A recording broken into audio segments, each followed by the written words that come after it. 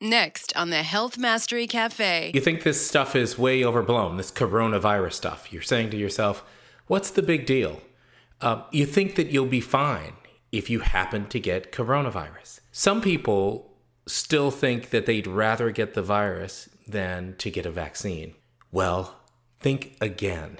In this series, I speak to everyday people who have had it and the people who are on the front line fight against it. Each story is different. Each story is instructive, though, and it's designed to not just inform you, but to compel you why you don't want COVID-19. I talked to one of my 63-year-old patients who is doing fine, but she tells me the story of her youngest brother, who's 50 years old, who developed COVID-19. And his course was quite dramatic and eventful.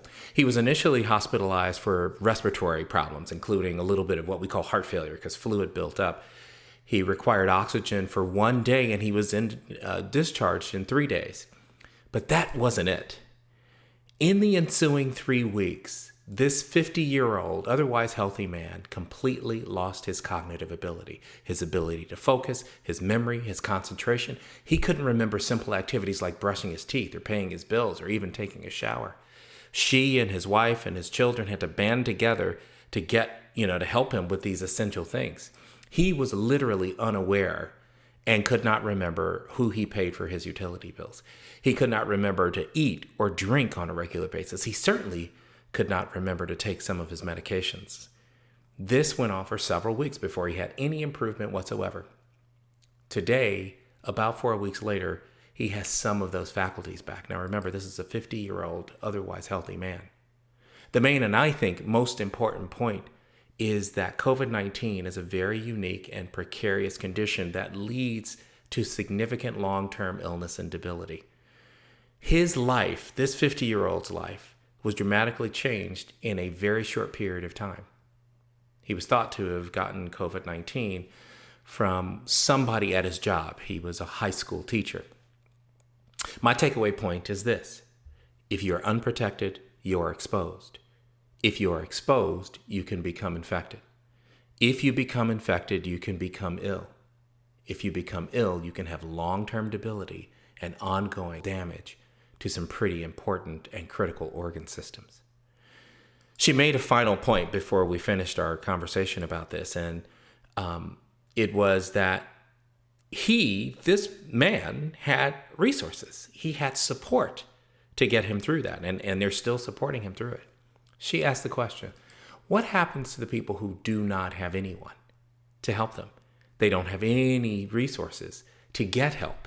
What happens in the wake of COVID-19? This is all about why you don't want COVID-19 and things that maybe you haven't thought about. Real experiences from real people. Our first interview is with Amber, who is a young, healthy, busy real estate agent in Atlanta.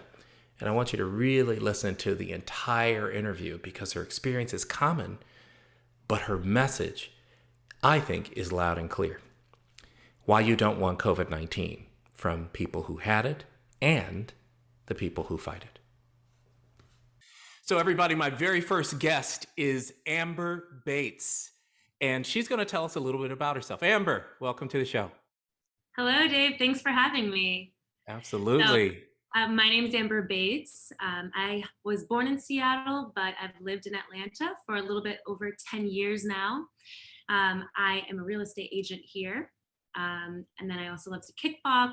I love getting outdoors. I love a good glass of wine. And I love my dog. I don't know what else. So tell us about your dogs. You have more than one dog? I just have one dog. His name is Caesar. He's a mutt. He's a lab chow. He's an awesome dog, and I'm spoiled. I don't know if I could ever have another dog after him because he's just... I know. What a great combination. Lab and chow? Yes. Right? He's gorgeous. All That's fluffy, awesome. curly tail. So, I'm so glad that you have, agreed to do this because there's so many people, Amber, that I think still look at this whole deal, this whole COVID-19, deal as something that is, not real. And if it is real, that, if I get it, I'll be okay. I'll be fine. So I just love the idea that we're going to have a conversation about, COVID for you, and what your experience was like. Thank you for sharing it, first of all, because that takes some courage to do. Um, what I want to start with is just going to take us back to the first time when you were like, wait a minute, I think this is COVID. Like, take us there. Well, yeah, I'm excited to share this experience. So first, I'll say I didn't think that I had it. I got sick a month before I had COVID, and I was like, oh my goodness, I must have it. I got tested. I didn't have it. A month later goes by. I got it actually in October, and it just kind of came out of nowhere. One day I woke up and I had a crazy migraine. I never get headaches. And it was just really odd for me. And it never went away. It was a solid headache for maybe 12 hours. That evening, I went to bed. I woke up the next day. The migraine was gone. But as soon as I opened my eyes, I kind of just had this feeling, when you like feel a little sick, like something's coming on. Yeah. And I didn't know what it was. But I woke up and I was like, oh my gosh, is this it? Is this really it? So I was going throughout my day and I was like, I feel fine. I was telling myself, you're fine. You're not sick. It's probably not COVID. It's not that bad. But as the day went on, I started feeling more and more sick. Yeah. And then by the end of the day, I started feeling body aches. And then I had a fever. And I was like, oh goodness, I probably definitely have it. So I scheduled a rapid test the following day. Okay. Well, before you get into the rapid test, though, because sick, that word means a lot of things to a lot of people. So what did you feel? Like, you're like, was it GI sick? Was it your digestive tract sick? Or when you say sick? I felt body aches. Body aches, severe body aches, and fatigue. Yeah. And I forgot this one thing. My throat was hurting. That too. So I was like, maybe I have strep throat. I'm not sure what's going on. I couldn't really say because of these weird symptoms, the headache, the body aches. I wasn't coughing though. I felt like I could breathe fine. It just started to get worse and worse throughout the day. I started up okay. And then just by the evening, I just was feeling wrecked. I just felt, I had chills as well. Forgot that main point. Yeah, I had chills. I felt wrecked. And just really achy. And the kind of aches, I can't explain. I've never had these kind of body aches in my entire life. Right. And you work out all the time. So you know what like workout aches are like. This was way beyond that. Oh yeah, it was way beyond that. It was in my neck and my upper shoulders, like down my spine, in my lower back. And I was so tense. I felt so uncomfortable. Yeah. So the symptoms did get worse. But so when that happened, I was like, okay, I need to go to get tested. Being in real estate, I have to make sure that I don't have it. I'm showing 30 houses a week at least. So, and houses that are occupied. 30 houses a week, Amber Bates? Yeah. Sometimes you are out there smashing it. Yeah. Wow. Let's show a lot of houses. But yeah, you never know. It gets dangerous. I don't want to be a super spreader and go in all these people's homes. So yes, I get the following day, I get the rapid test and it comes back positive and I could not believe it. Take us there. I mean, so you're in like an urgent care or something? Yes. Yes. It takes 20 minutes to do it. So you go in, they're like, okay, go wait out in your car. We'll give you a phone call. You had to wait in the car, right? So you don't get to like sit inside. in the lobby or something like that. Not at all. You can't sit in the lobby even when you're waiting. You check in online. They give you a call. They say, hey, we're ready for you. Can you please walk in? You walk in. Everyone's like scared to be near you. The nurses, the doctors, they're like 6 feet from you. Like 10-foot pole. Like, okay, we'll put this in your nose. Yes. Yeah. They're like asking you all these questions. Like, when did you feel sick? Who do you think you got it from? All these things. And the test for me, I hate taking it because it's so painful. Yeah, take us through that. This was your first time having a test, right? You'd never had a COVID test before. This actually had a COVID test the month before, but this one, that was a regular PCR test. And that one I administered to myself.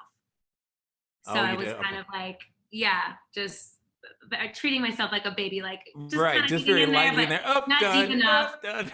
And they're like, no, you need to put it in deeper. And I'm like, no, and my eyes were watering. And so, but this time they had to do it for me.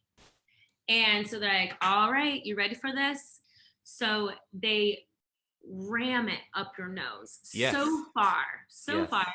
And my eyes start watering. And she takes the Q-tip, the long Q-tip out of my nose. She's like, all right, we got to do the other one. And I was like, no, please give me a second. I was like, do it. Oh, wait, hold on. Right. So did the other side. And then I was apologizing for being a baby, but it really did hurt. Or maybe I'm sensitive. I don't know. But she put it way up there. Yeah. So, so I find out I get it. The first person I call is my boyfriend. We live together. Yeah. And so obviously he's been there with me the entire time, even when I was sick, sleeping right next to me. Sure. And you're like mortified. Oh my God, I gave it to my boyfriend. Yeah. I instantly think, oh my gosh, I just gave him a kiss last night. He gave me a kiss this morning before he went to work. And so I called him, like, you need to get tested because you probably have it. Yeah.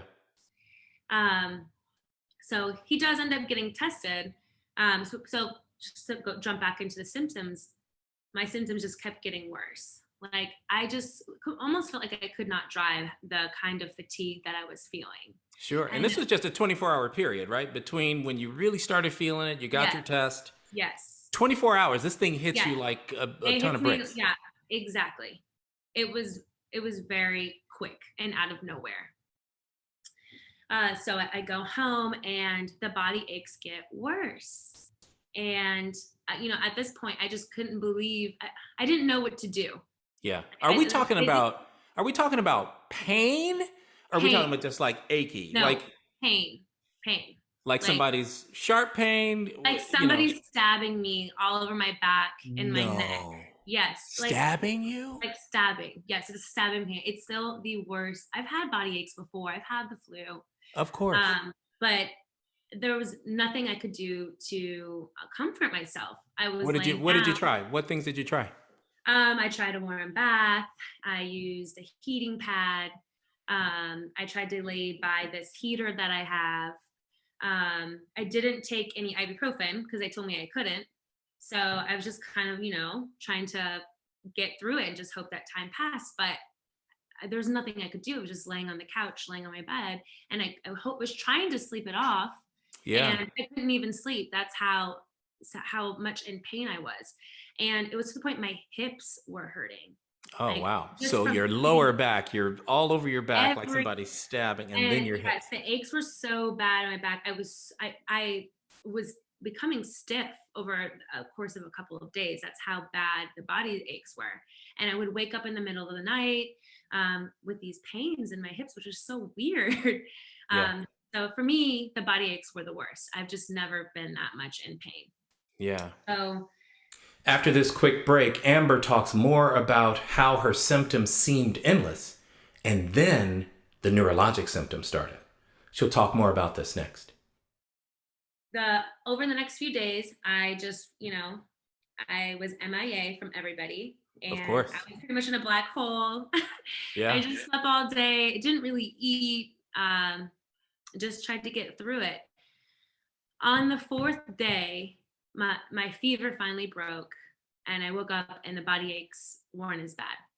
Okay. But I was so just like magic, out of nowhere, boom. Yeah, out of nowhere. Let me ask you before you tell us about what happened that fourth day.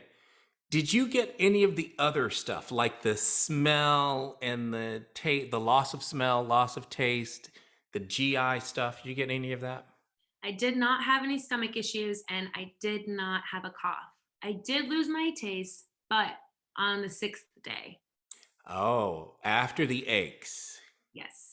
Did you have the headache during the back aches? No, I had the headache for one day. First day was the headache. Second day was the sore throat, the fevers, and then the body aches. And the body aches were a solid few days. Yes. Few days. Okay, good. Mm-hmm. Yeah. So, I've heard people say that they would not wish this on their worst enemy, and they have some enemies. Right? So it's not like just a saying. Like this, the kind of pain that you endure, It's one thing to go through pain like that for an hour or 2 hours or 3 hours, but 24 or 48, like 4 days of that kind of pain, it can start to kind of get to you sort of mentally too. So a lot of my patients who've had it talk about a psycho-emotional sort of change that they've had. Did you feel any of that during the course of trying to get through this? Uh, I I did feel foggy, like I couldn't think clearly. Yeah. Um, that I wasn't really all the way there. Like I had a very cloudy mind. Um, but I didn't feel anything really emotionally aside from just the pain and wanting it to stop. Yeah. Like you said, I would not wish it on anybody. I was, thinking about some of the days. I was like, I was concerned, like, should I go to the hospital? I don't know what to do about these pains. Like, what do I do? Um, that part sucked. Yeah. It Yeah. did. Dealt with the pain and tried to push through. Um, and on that last day before the body aches kind of subsided a little bit, I was crying, I guess. Yeah. Like, I mean, my boyfriend was like, "There's nothing I can do for you." Like, I'm like, "Please, like, help me. I don't know what's wrong." So, Yeah. thank It feels hopeless, doesn't it? It feels yeah, like, like there's nothing I can do to make it stop, and it doesn't seem like it's going to stop. right. So yes, on the fourth day, I started to feel a little bit better. um, I felt like, okay, I can go outside on a walk with my mask on, like with no one around me. But I felt like I had to get out of my house. Yeah, of course. um, I know they say you have to stay in, but I just could not stay in the house. I had to get moving or like go on a walk or just, smell the fresh air. Yeah. Um, and then the next day, the following day, I felt even better. Like I suddenly felt really good. I was like, wow, I think I might have like kicked this thing. I think I've survived. And then I started eating things and I was like, this tastes so weird. Like I usually put sriracha or like hot sauce and things. So Yeah. I was like eating eggs and I was putting sriracha on it. And And you're I was like cranking back all the like, wait a minute, more. and I was Crank, like, crank, wait, crank. I can't taste it. I was like, is this expired? And I'm like, okay. And I'm eating a ton of it. And then I realized I start eating other things. I couldn't taste anything. And then I started smelling candles in my house and smelling things. I couldn't smell anything. And I realized that I had lost my sense of smell and taste. And that was so bizarre to me. It was Yeah. so weird to not be able to taste things. And I'm a foodie. Yeah. And it was, Yeah. that part was terrible for me as well. Cause it wasn't even fun to eat. That was almost as bad as the body aches. Damn it, I Yes. can't taste my food. Right. Yeah, and I started to get scared because, of course, I started Googling things, Yeah. and some people or some of the things was reading was saying like people didn't get their sense of taste or smell back for months. Some people said they never got it back, and then I was just like starting to get worried. I'm like, oh God, please, please, not me. I Yeah. Right. I've like got to when's have this my gonna sense of end? taste. Yeah. Yeah, so at that point I took advantage of the fact that I couldn't taste anything and I just tried to eat healthy. I didn't even season food, and this is really gross to say.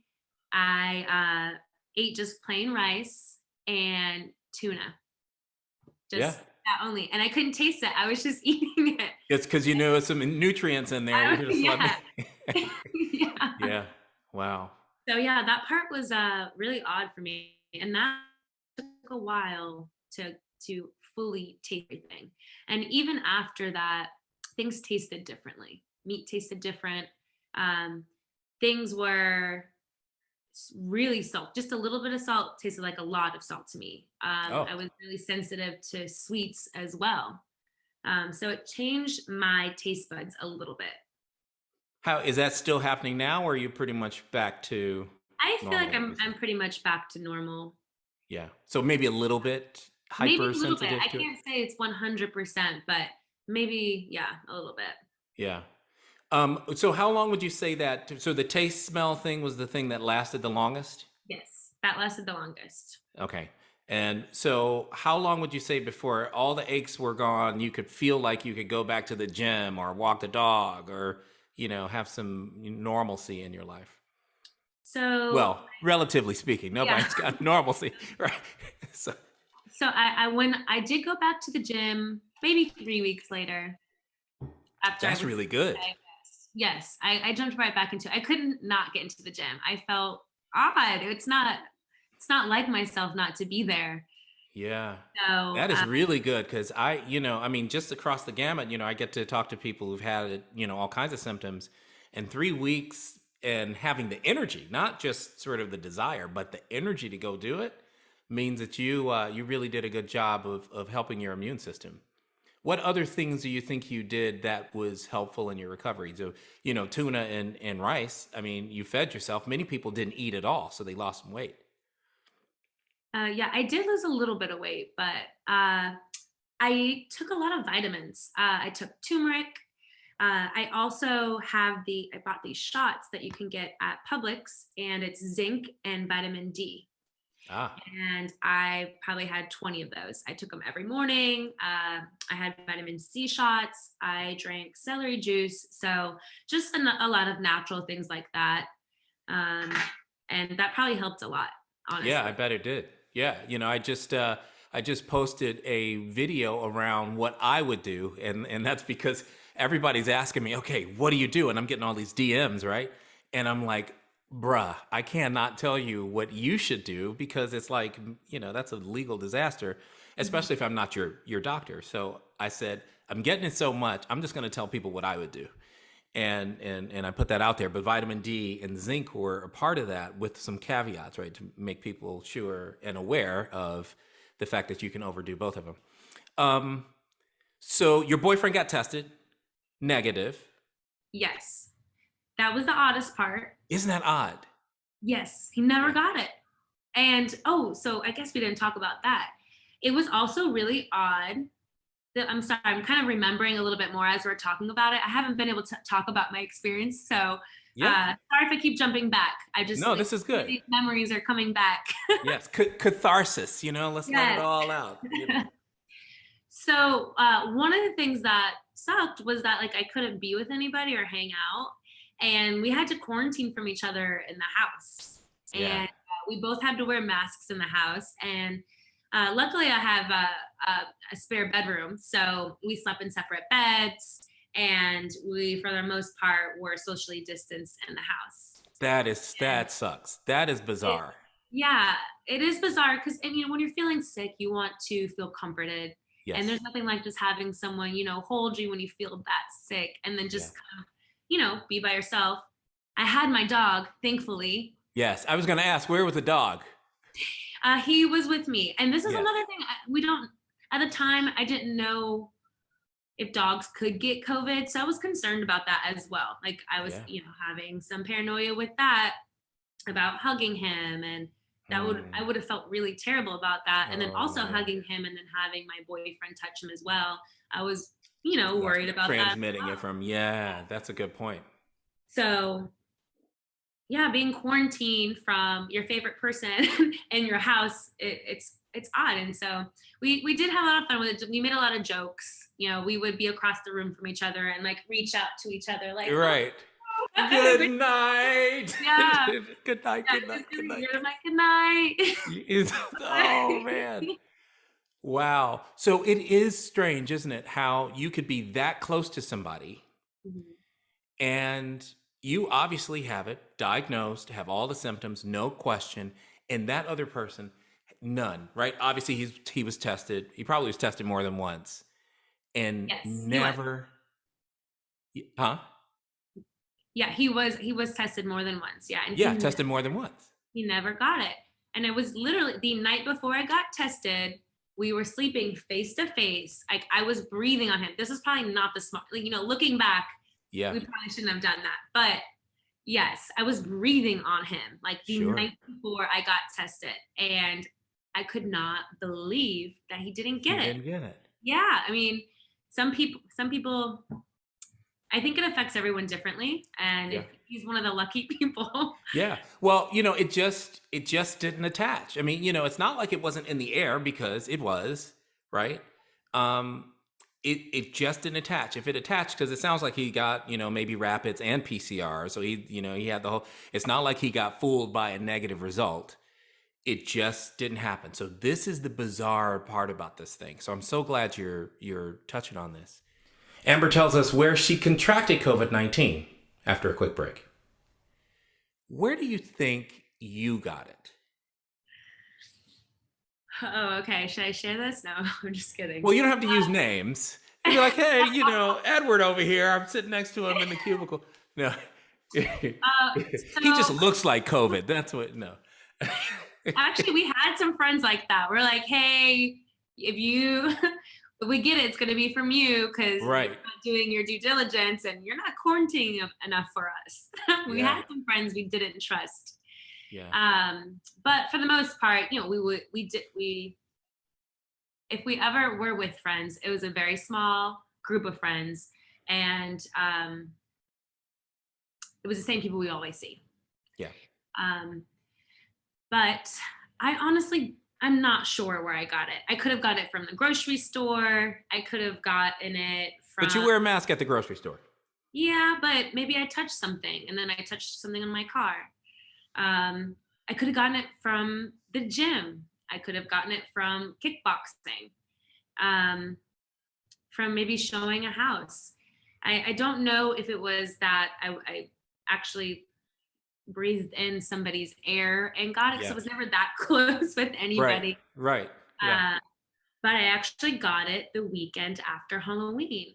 And on Halloween, a couple of us friends gathered together outside, and I ended up getting it shortly after that, 7 days. So I know it had to be that around weekend. That time. That was the most exposed I was. Yeah. So here's the interesting piece there. There are, and I'm going to do a short video.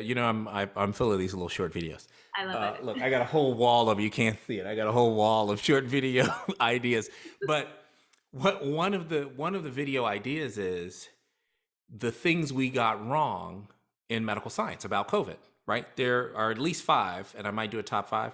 There are at least 5 that we were saying at the beginning that we started walking that stuff back once we saw COVID-19 does not play by the viral rule book.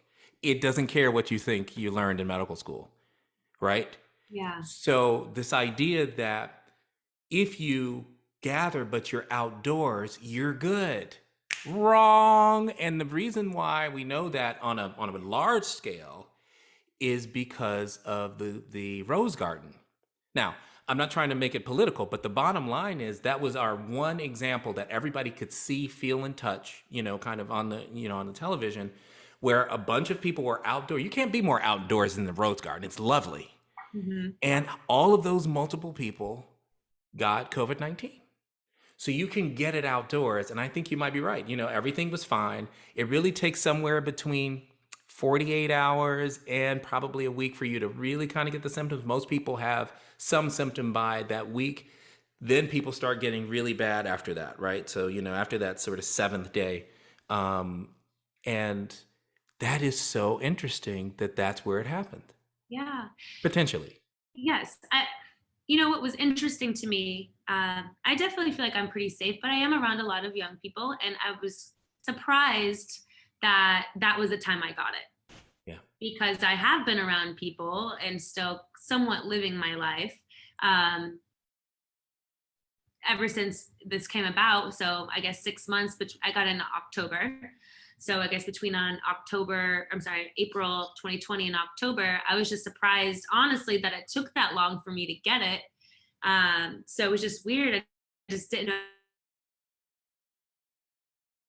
particular weekend when we were outdoors. It was just really odd. You obviously told those people, they got tested, and all of those people at Halloween were negative.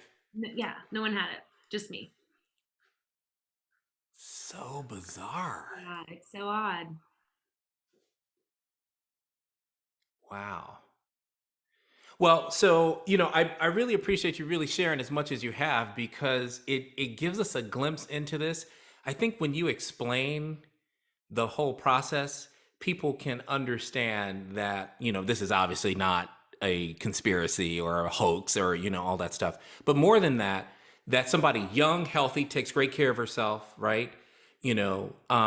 Well read, doing some of the, things that you're supposed to do to stay away from it, can still get this, and what it's like. So there are some people that you probably are flipping through on social media, you see on regular media, and they aren't quite convinced yet. What would you say to them? What kind of message do you have for them?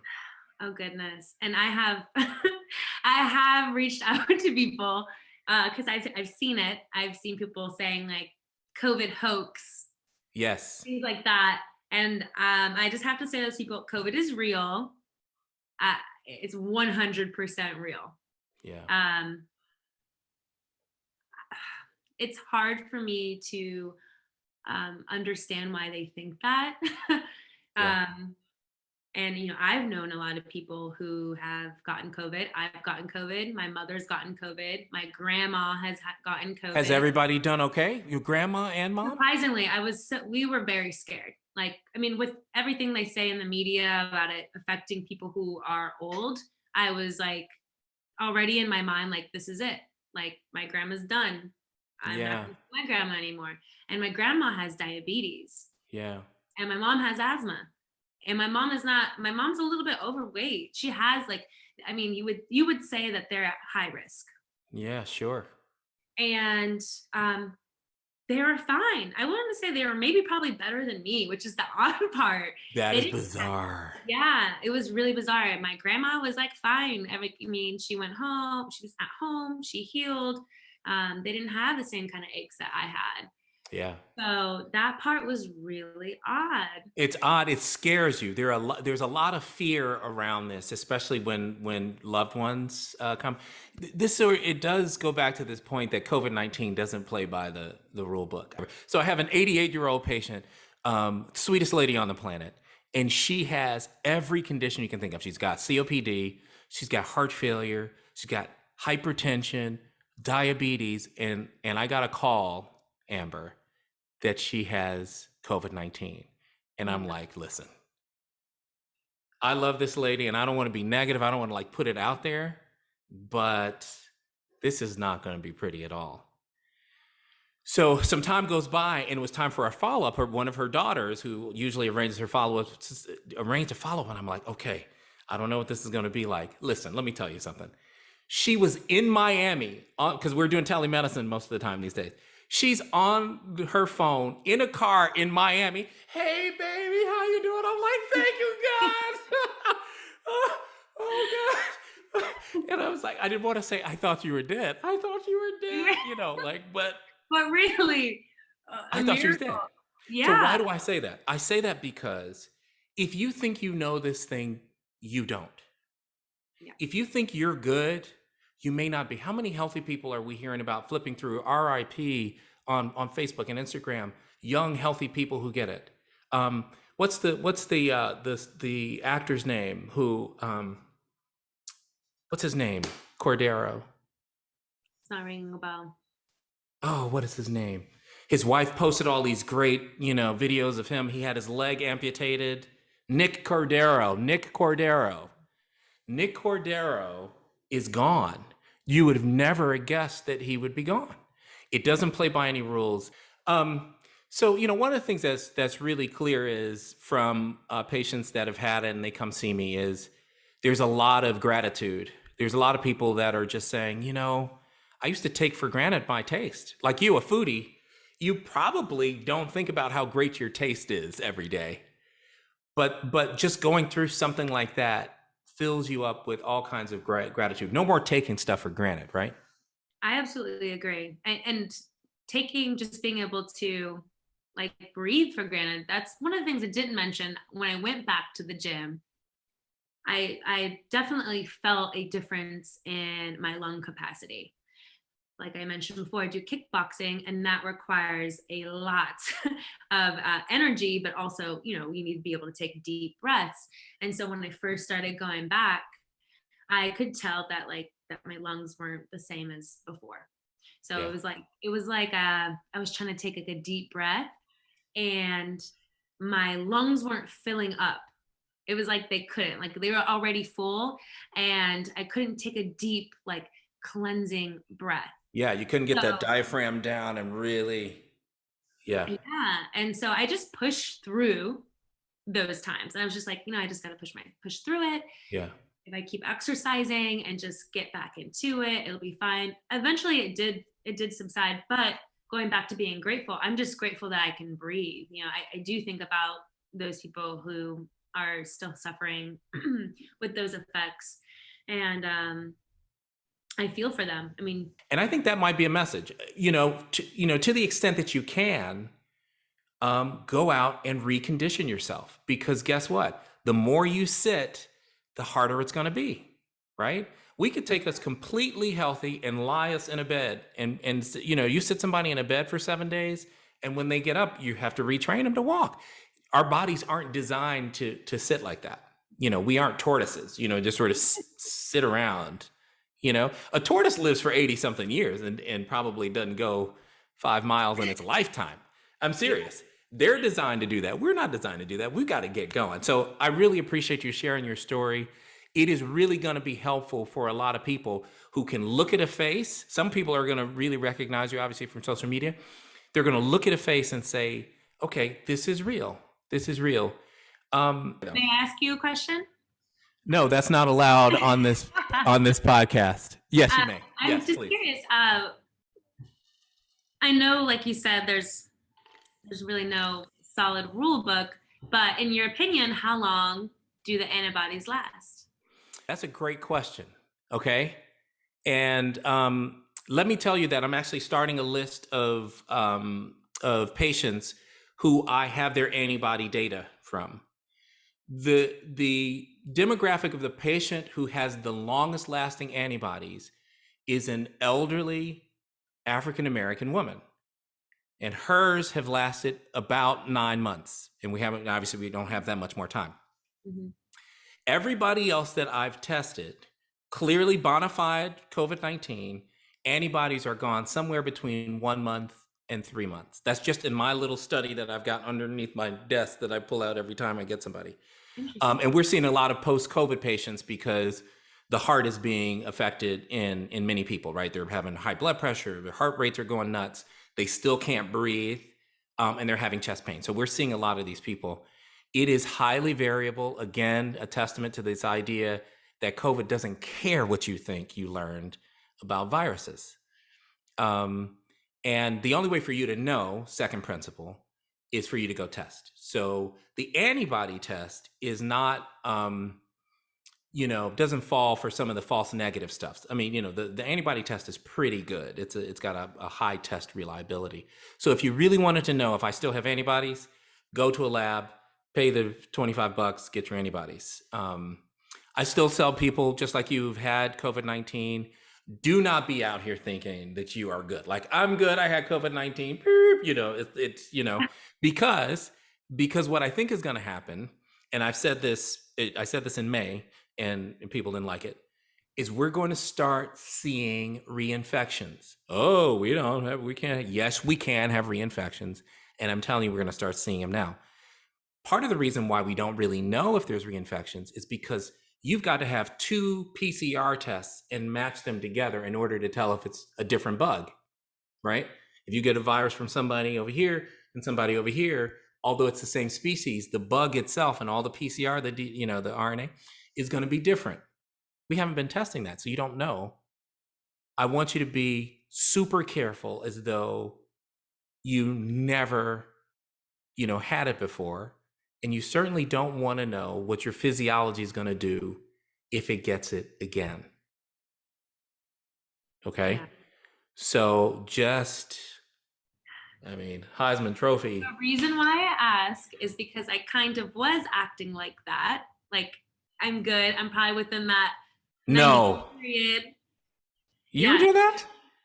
Well, that's what I read. They're like, you can't get it. And I asked the doctors, they're like, you're good for 90 days. They're like, don't worry about it. You can't get it. I'm like, you sure? They're like, yeah, you'll be fine. So I had a couple scares in the past couple weeks, and I had to go and get a couple rapid tests. Yes.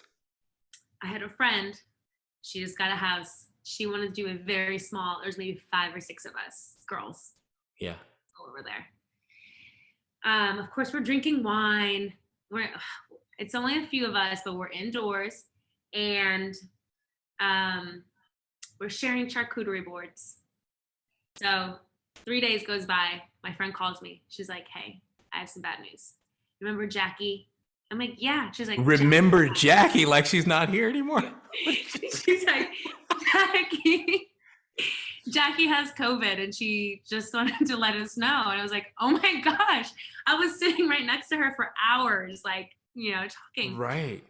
And then she's like, I don't feel good. And my roommate doesn't feel good. And so I want you to know, like, you should go get tested. So I'm freaking out. I'm like, oh my gosh. And we're just like so mad at ourselves. We're like, darn, like we kept it so small. And, so I wait a couple days because I want it to have enough time. Yeah. So then I go and I get a rapid test and I'm just like biting my fingernails. Yeah. Like, please, not me. And I get the call and they're like, you're negative. And I'm like, oh my gosh, thank you. Oh man, huge load of bricks off you. Yeah, wow. Yeah. So I would my only advice would be just go get your antibodies checked, and you can do that at third-party labs like a LabQuest or a Core or a LabCore or a Quest. There are these other lab places. If you just sort of search, labs near me, there's a little fee. Obviously, you have to pay for that if you don't have a doctor's order. But I would just, figure out if you do. I would be really heavily considering what your plan is when it's time for vaccination, right? Yes. Do I have a plan? I mean, it kind of sounds catastrophic, but this thing is catastrophic. Like, do I have a plan? Like it's a tornado? Yes. You should have first the idea worked out in your mind. Everybody has to do this. Am I going to take it? If I'm not going to take it, what's my plan? If I am going to take it, what's my plan to get it? What's my timeline? Literally work this out, because I think everybody will in the world, quite frankly, who's in proximity to each other is going to have to make that decision. So I love the fact that you have shared this with us. It's going to be so helpful. All of that story is going to be extremely helpful because somebody's going to say, you know what? Yes, me too. That, yes. And it's going to help them out a lot. So thank you so much, Amber, for being our very first guest. Thank you for having me. It's been fun. Hope I can. Thanks for listening. Next time we talk to Sandy, who is a very healthy entrepreneur who will tell you why you don't want COVID-19. She spent 4 long days in the ICU trying to breathe. Don't miss it. Find The Good Dr. Dave on Instagram, Facebook, and Twitter, and subscribe on YouTube at The Good Dr. Dave.